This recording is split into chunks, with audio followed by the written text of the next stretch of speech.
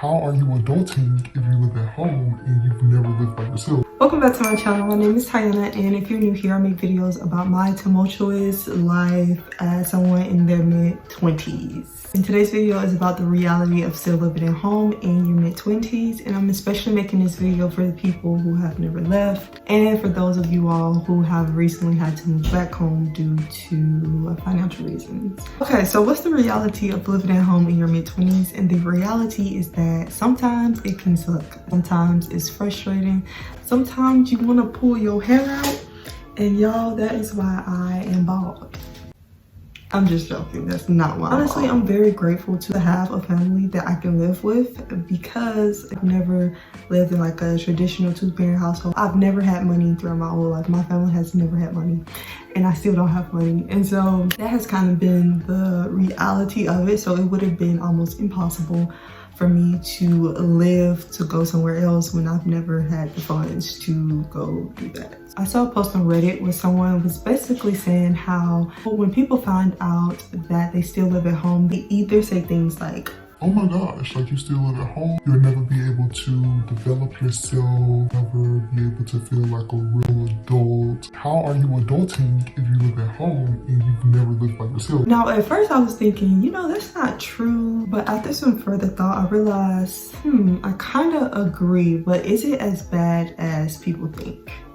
And the answer is no. Yes, there are times when I think, what would my life be like if I would have left? And I used to feel so guilty about feeling these things, but honestly now I'm at the point where I think it's very normal to have these feelings. I mean, I've never even decorated my own space. Still haven't decorated. I don't even know how to decorate. Like, yeah. However, I realized even though that I'm still living at home with my family, that doesn't mean that I'm not developing myself. I'm not learning new skills. I'm not a real adult. It may not be in the same way that other people are experiencing change, but it is a change. I'm growing and developing like everyone else. I'm learning new things, gaining a sense of self.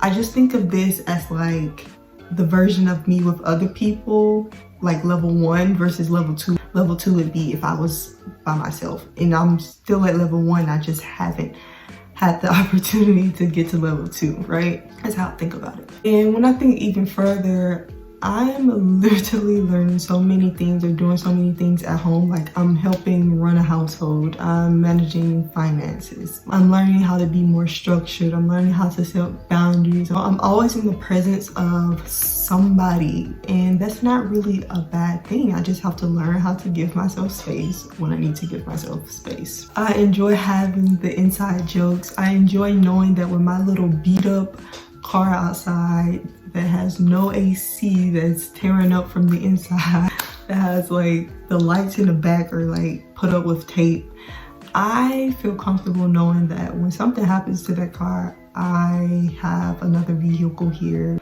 because someone else lives here that can help me out. I enjoy knowing that if I need something, I can text my sister and she can help out. I enjoy knowing that if she needs something, she can text me and she knows that something will be taken care of, right? That is a beautiful thing to have, in my opinion, and not a lot of people have the opportunity. That's one thing I would miss if I ever live alone, is just that reassurance of knowing that, you know, there's somebody else here. The reason I do not beat myself up about this is because I recognize that this is only temporary. Yes, I've been here for a while, but I understand that in this moment in time, this is the reality of where I'm living, the reality of my arrangement, and I'm not always going to have this. Again, I'm in my mid-20s. 3 years from now, this could be completely different. 4 years, 2 years from now, next year, this could be completely different. So when I do make that decision to live alone or live somewhere else, I'm going to think back to those moments where I was in this room praying and dreaming like, I wish I could do something else. I wish I could live somewhere else.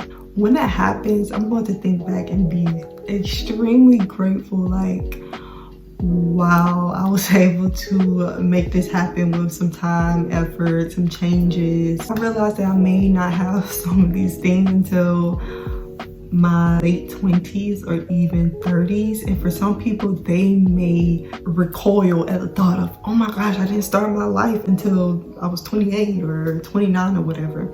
But the thing is, we've been through a panini, we are going through a recession. It's so difficult to do things, and if you're coming from the background where I've come from, I've never had money to even begin with. So now this inflation is setting me back even further, and I can't go out and fight this recession. I can't change what's happening. The only thing I can do is really adapt, and that's what I'm trying to do. Adapt, find new opportunities, do new things. So if you have to go back home, just think of it as like a temporary situation and enjoy the beautiful moments that you have.